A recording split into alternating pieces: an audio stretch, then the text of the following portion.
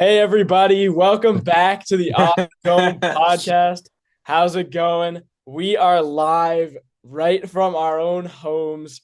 Unfortunately, we're off for break this week, so can't get into Mhm. the Shaw multi-purpose room. I'm in Newton, Massachusetts. Brady's in Birmingham, and we are absolutely jazzed to be talking about the college football Mm. playoffs. Yes, we are. It's been a stormy past few days here in Birmingham.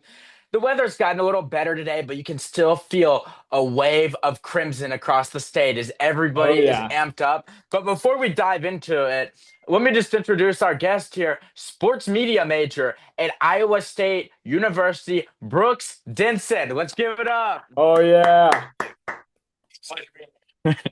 All righty.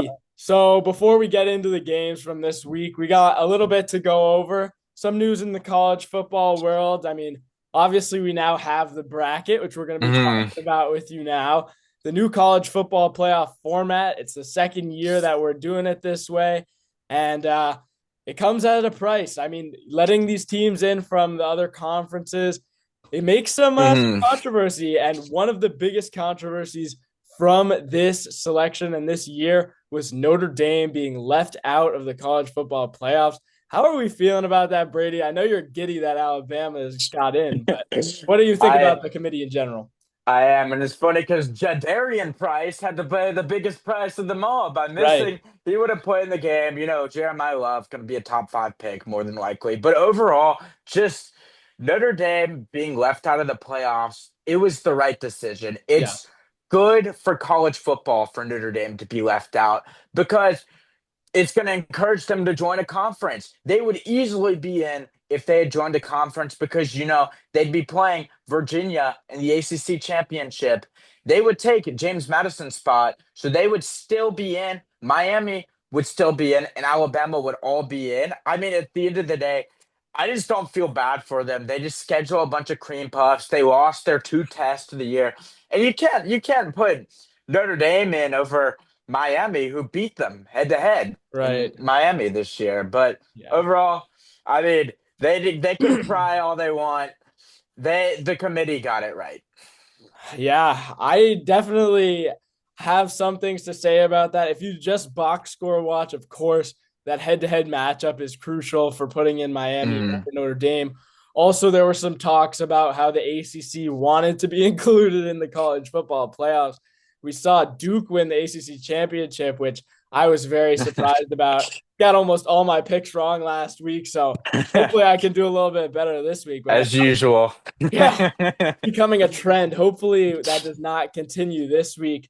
But not only did Notre Dame not make the college football playoffs, they Mhm. also are not going to be competing in a bowl game this year. That's just crazy to me. You're a power four program in terms of their status, and you're missing the playoffs by one, and all of a sudden you don't want to even Mm. compete in a bowl game. I mean, the culture at Notre Dame, that says a lot about it. The fact that Mhm. they don't even want to play in an important game after not making the college football playoffs. I mean, we're all adults here. Why are we acting like kids? Yeah, that's for sure. And I mean, none of the bowls got affected as the Birmingham Bowl, which is, 5-minute drive down the road at Protective Stadium. You had Kansas State saying no. Who else? Auburn saying no. Ugh, Baylor saying no. Rutgers, a bunch of schools. Iowa State said no. But it's just unfortunate because that just proves that Notre Dame this is becoming a trend. That just proves that Notre Dame should have been left out because they clearly don't have the competitiveness that's needed to win the championship because one of these championship tier programs like an Alabama, a Georgia, an Ohio State, they would want to go out there and prove why they shouldn't have been left out.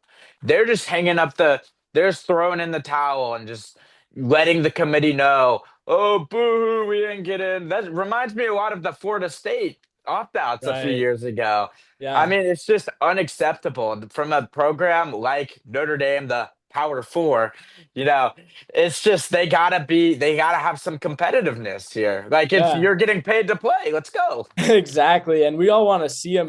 It's kind of funny that that FSU team, they got ruled out of the college football playoffs because of a hypothetical with Jordan Travis going down. And Hmm. this year, now that they expanded to 12, they leave out Notre Dame because of the facts. And still, the college football world is outraged no Hmm. matter what. Kind of a trend, I guess we could say, with every college football playoff. Somebody's going to be bummed out Hmm. that they're missing out. But one guy that's not going to be bummed out as his team has the number one seed in the playoffs. Fernando Mendoza, we saw him go home with the Heisman Trophy just a couple days ago. Jeremiah Love, Diego Pavia, among other candidates. Hmm. Brady, we think this is the right choice here. Ultimately, it's the right choice. I mean, I was a big on he had the most clutch moments, regardless of whether that Omar Cooper Jr. catch against Penn State. I wouldn't say that's fully on him, but the fact that he showed the poise to lead them on that drive, I mean, he was the right choice. He beat Julian saying it has really become like a quarterback's award over the past few years. I mean, I was advocating a little bit for Diego Pavia just because of what he did with rebuilding this Vanderbilt program. But, it's a 1 year award. It's not a 2 year award. He did that over 2 years. And Mendoza, he also, in a way, despite Indiana making the playoffs this year, they had the most losses in CFP before entering this season, college football, sorry. Uh, but I mean, to really elevate them and Kirk Cignetti to that next level. I mean, nobody. Last year, they weren't a real contender. Let's be real. They got killed by Notre Dame. Now they're a legitimate contender and Right. very easily can win the Natty. 100%. And we saw after some drama, Diego Pavia posted that picture from the club with the, well, I won't say it on air, but he had some tough words to say about Indiana. And Hmm. I think that kind of shows why he didn't win the Heisman. A little bit Hmm. too arrogant, not what you want your kids seeing on TV after he wins the award. Kind of like a Kmart version of Johnny Manziel, Hmm. but not quite as cool. Hmm. And as corny as he is, I mean, who can't love Fernando Mendoza? Exactly. As much as he's gonna, squeak and The blubber hoot. in his post game interview, still gotta love him. Very classy. The All right. Hoosiers are flipping chaps. Without further ado, let's jump into these games here. Starting it off with Brady's favorite game of the week. Gonna kick off in about 3.5 hours. Really good game. A repeat of a game that we saw a couple weeks ago. We've got a huge 9-8 matchup, Alabama at Oklahoma. And Brady, I have a feeling I know what you're gonna say. You can start us off. Okay, I'm gonna have a lot to say. Bama didn't look great last week or 2 weeks ago against Georgia, but at the end of the day, they had 10 players hurt. Like, I mean, you can't. Ty Simpson, one of the best O linemen. Jam Miller, Kevin Riley, two running backs. So that doesn't establish the run game. And then Josh Cuevas, a great blocking tight end. They were all out. Well, Cuevas played, but he was limited. And just overall, if we look at this team, they are the better team than Oklahoma. Despite losing that first matchup, Alabama just gave the late game away. They outgained OU by nearly 200 yards, three turnovers. OU had like possession inside the Alabama 30 like 4 or 5 times. And it's a windy day in Norman today. And that kind of evens, Tate Sandell, one of the best kickers in the country. Alabama does not have one of the best kickers in the country in Connor Talty. I feel like that could even the playing field. And just another thing to throw out there is teams this year are like 5-0 in a rematch, like the losing team in the previous matchup. I think that continues today. Alabama's the better team. They get it done. Roll Tide. Yeah, and maybe we're gonna see that Alabama kicker Mm. blaming his holder a little bit more with the win that's going on there today. But we'll take it over to our other Alabama correspondent, Brooks, and make sure you speak up because I think your mic's Well, low. he grew up an Auburn fan. So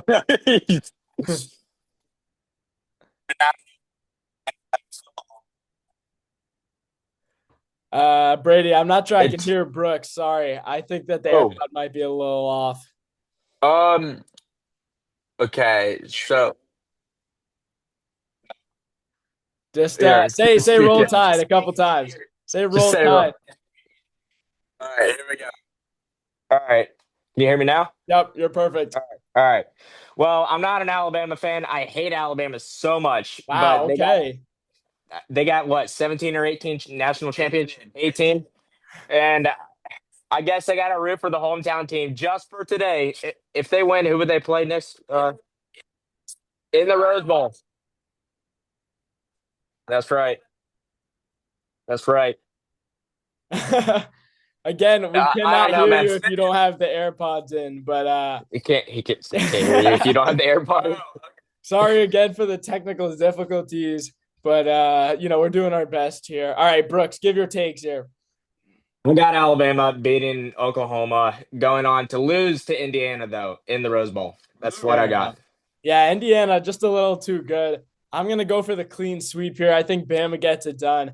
That first game was ugly. We saw it, but it took a really, really bad game from Ty Simpson and a mediocre day from Ryan Williams to happen. And if I'm Alabama, I'm thinking we've got to establish our run game. We saw a negative rushing total last week versus Georgia. That's unacceptable. You can't do that in a big game. And especially against Oklahoma, they have a tough defense. If you don't establish the run game early, the passing lanes are not going to open up. Ryan Williams, he was on the cover of College Football 25. He's got to step the F up. He has got to show why he's a good asset for this team. He was okay last week, had maybe 60 or 70 yards, but Ty Simpson, Ryan Williams both need to do their jobs, and the Alabama play callers, they need to get the run game going. You're not going to win against a tough team like Oklahoma without getting that run game going. I predict a low scoring matchup. I think Oklahoma's defense really, really good, but it's hard to beat a good team and an SEC team twice. So give me Bama, roll tide roll. I've picked them a couple weeks in a row, so maybe I'm the curse here, but I do have to take them. I think that they're the better team, and Oklahoma, I think they're a bit fraudulent if I have to be honest. But yeah, rolling right on over to Texas, another southern state here, but we got number 10 Miami taking them on. Texas A&M, they've been hot all season, but those last couple games of the year took a rough loss to Texas. Arch Manning's only good game of the season. And now they're in the first round of the college football playoffs, but they're playing, which a lot of people thought that they would have a bye. Granted, how good that they had been throughout the season. They're taking on the Beach Boys from Miami. Brady, let's start with you because you've got the AirPod, and then you can give it to me. I think you might have the wrong AirPod. Um, There you go. so I saw a few weeks ago about Texas and Miami, excuse me, has never been in an atmosphere like this before. They played Texas A&M like 3 years ago in College Station. So they've definitely been here before. Their quarterback, Carson Beck, he played in the SEC. He knows what packed stadiums look like. But at the end of the day, A&M is too talented. And with Mario Craver and Casey Concepcion, you can't double both of them. So what are they gonna? Marcel Reed on with his legs too will be able to make some stuff happen. Also, another thing I want to go over: how on earth is this a noon kickoff? Like we got JMU, Oregon as the primetime game. I mean, I know it. I know it's a time zone thing. This should be the 3:30. The Tulane and Ole Miss should be the flex spot. But Malachi Tony, best wide receiver. He's never been in anything like this before. I look for him to drop a lot of passes. For that reason, I'm taking the Aggies. Yeah. And that's a fair play. I mean, we know how good the SEC is, and I feel like Miami maybe doesn't even deserve to be in the college football playoffs. I think a team like Notre Dame is much better, but regardless of what I think, Miami, they have had some struggles throughout the season. Carson Beck, I mean, you really don't know what you're going to get from week to week with him. He's had really bad performances where he throws 3 picks and they lose, or sometimes he's going to drop 360 yards and completely run away with the game.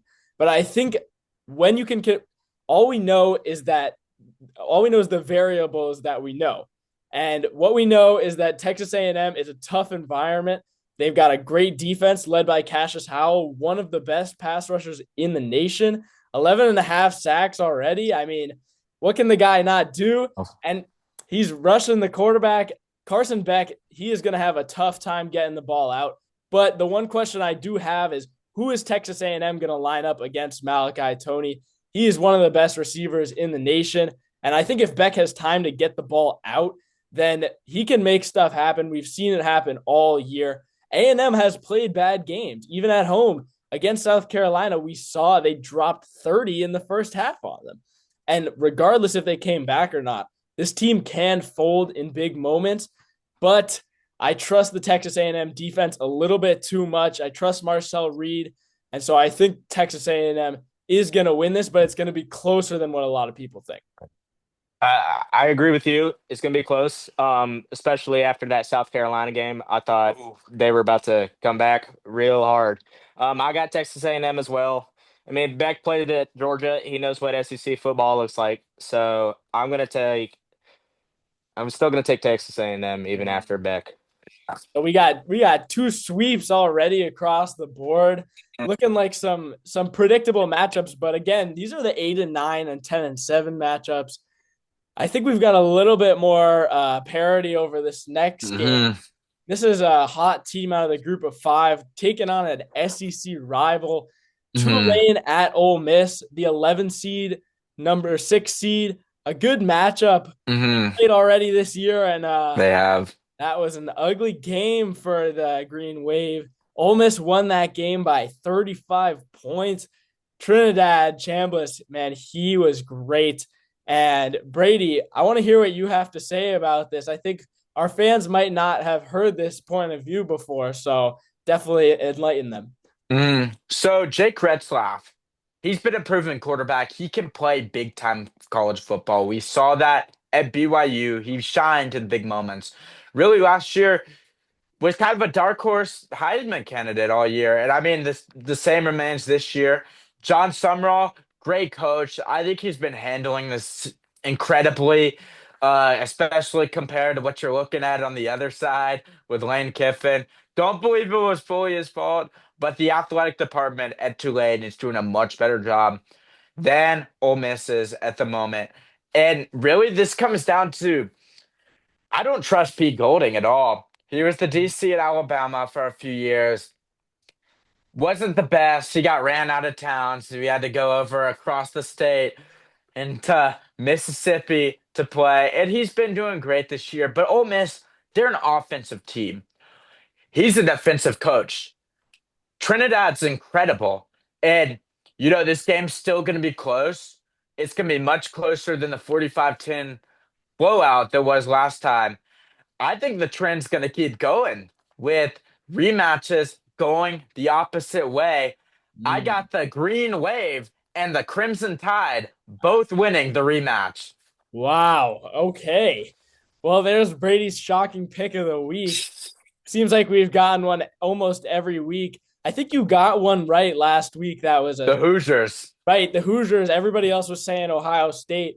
Brady stuck with Heisman Mendoza and paid off. Sometimes the quietest voice in the room is the one that gets the most attention after the fact. But Brooks, where are you at with this one? I'm gonna have to go opposite of him. I'm taking Ole Miss over Tulane. I mean, I don't know a lot about college football besides Big 12 and Iowa State football, but I forget what conference they're in. Tulane is. They're the American. American Conference. Shit. All right. Well, I mean, I've never seen an American Conference in a college football playoff. They're not going to last long. SEC and Big Ten run college football. I got Ole Miss over Tulane at home. Yeah, I'm with you, Brooks. As much as I would like to be like Brady and go against the grain, I think that the statement "there are levels to this" really applies to this matchup. Tulane is good for a group of 5 team. They're good for a team that can beat North Texas and can beat them in a great game. But when you are running into an SEC opponent, regardless of if they have a coach or not, they're gonna give you the business. Trinidad Chambliss, he's seen way better defenses than this Tulane defense. And last time he had his way, I mean, 45 points. Call it what you want, but if you're gonna allow an opposing offense to drop 45 points on you, they've clearly got your number. And so, even though I don't like to have the SEC bias, I have to go with Ole Miss here. 3 out of my 3 picks so far are SEC teams. And the player to look out for this game is Ole Miss running back Kewan Lacey. He's been really good all year. If he can get going against this Tulane rushing defense, then Ole Miss is going to run away with this game. We've seen Tulane's rushing defense be pretty solid. So if he can break through, if they can establish that run game, that would be great. Tulane's defense is allowing 255 passing yards a game, which is not a great number, especially when you consider they're going against one of the best quarterbacks in the country who has Heisman level quarterback numbers despite missing multiple weeks. And so I think if they can't beat him on the ground, they're going to beat him in the air and it's going to be close. But if they can beat him on the ground, it's going to be a blowout like last time. Yep. And another kind of separate seeding game in terms of how close they are. Number 12, James Madison, and number 5, Oregon. I know where I'm at on this one. You can see it on my sweatshirt. I think that the Ducks, they're one of the best teams in this tournament, but I'll have a lot to say about that in a second. Brooks, let's start with you. All right.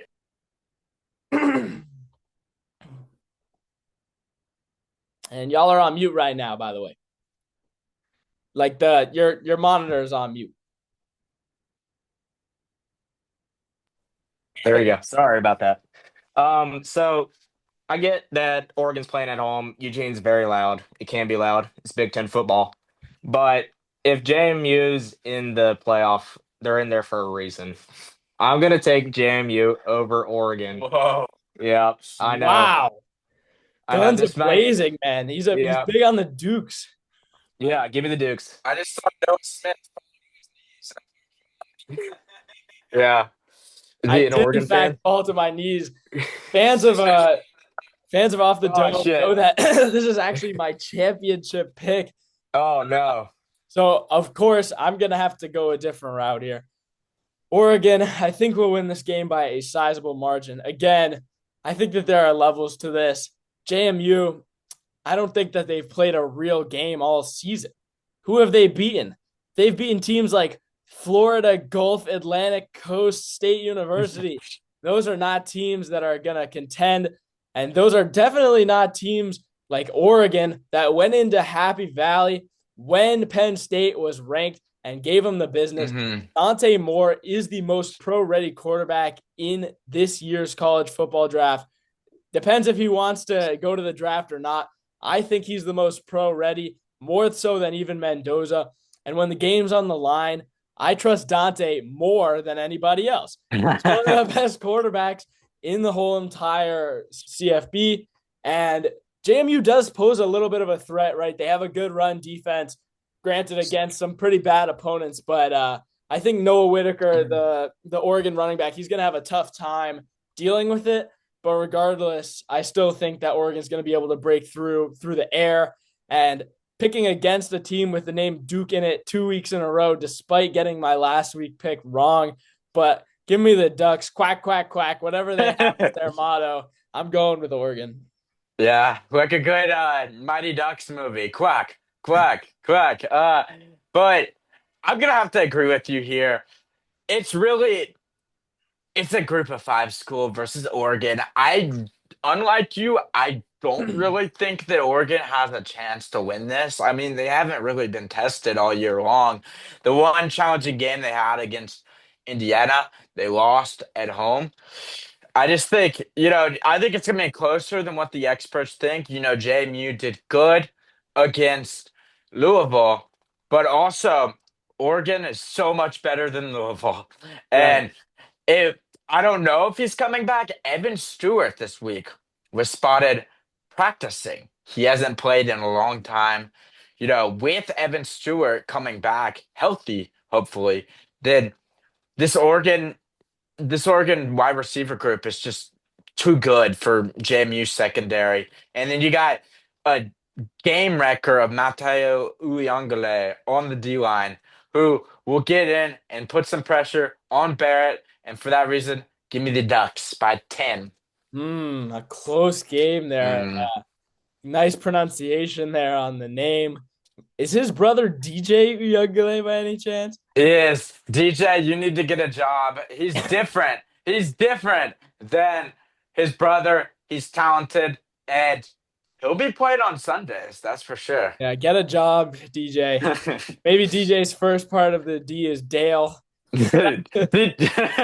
DJ, come on the pod though. Yeah, DJ, we'll have you on the pod if you want. Yeah, But that's a we make so much money off of this. right. It would be a great opportunity for you to make some money that you're lacking from not playing in the league. Yeah, he might have to sign an application or some type of form first because we've got a long waiting list. But all right, we got through these games. A little bit of parity, mostly the same opinions. Favorites are obviously going to be favored in the college football playoffs, especially against group of 5 teams. So now this brings us to our surprise segment, and we are wondering who out of the teams that we picked to win is going to go the furthest. We know that none of these teams have the bye week. They're going to be running into the likes of Ohio State, Indiana, Texas Tech, and I mean, all of those teams can compete at the highest level. And so, do we think any of these teams will go further than that? And if so, which of these teams go the furthest? And I'll start with you, Brady. All right. You know where my fandom aligns. You know exactly what I'm going to think. Bama in that 4-game stretch, they looked like the best team in the country. They can still get that with a healthier roster. I think after today, everybody is going to be asking, can anybody roll Wow. the Tide? For that reason, I'm taking Alabama. Shout out Christian Jones. We would love to have you on the pod. I mean, you gave me this for like what, my 10th birthday? 2 Brady signed by Christian Jones, number 22, Oh, had 2 wow. electric kickoff returns. Overall, one of my favorite players of all time. I mean, can anyone roll the Tide? We'll see. I don't We'll know if see. anybody I mean, can roll can the Tide. Oklahoma roll the Tide? Most of us think no, but Brady thinks Alabama could go all the way this year. I mean, that would be such a treat. We've definitely seen plenty of Alabama in previous years, but at least we know one guy would be happy. Brooks, I'll go over to you next. Excuse. I'll tell you who it isn't. It's not going to be the Cyclones. Hey, shut up, man. Well, I think there is somebody that can stop the Tide, and that is Indiana. But going out with the first round, I think Texas A&M can beat Ohio State. Oh, yeah. I mean, that's all I got right now.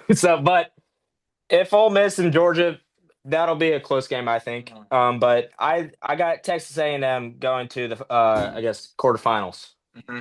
All righty, quite the pick there. Not winning the Natty, no. Yeah, and Texas A&M definitely still unproven, but if they run into Ohio State, that defense, I mean, they have a defense that could win them a national championship, period. I like that pick. Guys, we all know where I'm going on this one. I think the Ducks, most complete team in college football, most underrated team. That game against Indiana, they had some guys knocked up. Maybe not the most clean game, but we've seen what Fernando Mendoza can do. And to only hold that game to a 10-point deficit at the end, game was a lot closer than it looked. I think Oregon's got a chance to make some noise, make a run. And I think their first round matchup is going to give them momentum. I know, Brooks, you said you think JMU's winning, but I don't even think it's going to be close. I think it's going to give them a lot of momentum to go in to next week against Texas Tech and give them that BTA. Show Jacob Rodriguez what's up. Then they're going to play Indiana or whoever the hell else wants it. Oh, then they'll play Alabama, according to Brady. And I got them smacking everyone on their way to what should have been last year's college football championship. But this year, they've got it in the bag. Quack, quack, quack. And that is all the time we've got today. So for Brooks, for Brady, I'm Noah Smith. That was Off the Dome. You got it. Roll. tied Bama by 30. And because I don't have my usual football, I'm going to sign off today with David Andrews signed football. See y'all all next week. Peace out from off the dome, baby. Woo! All right.